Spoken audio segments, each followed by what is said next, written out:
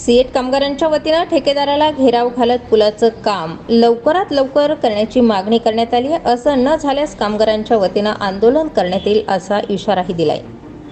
औद्योगिक वसाहतीमधील सीएट समोरील नाल्यावर पुलाचं काम सुरू आहे। हे काम अतिशय संथ गतीनं सुरू असल्यानं त्याचा जाब विचारण्यासाठी सीएट मधील कामगार आणि कर्मचारी यांनी ठेकेदाराला घेराव घातला।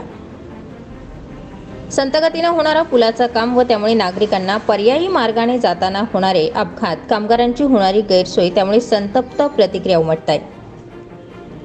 पुलाच्या कामावर सध्या 3च कामगार काम करताना दिसतायत, त्यामुळे आंधळत दळतंय आणि कुत्रं पीठ खातंय अशी अवस्था सध्या निर्माण झाली।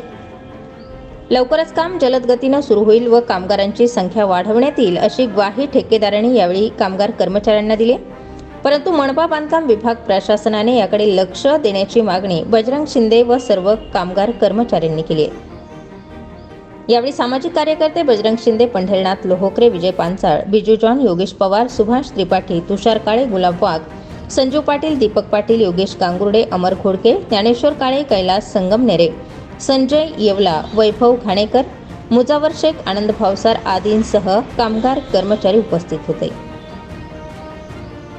स्टार 24 फास्ट न्यूजसाठी भाऊसाहेब बोराडे, नाशिक।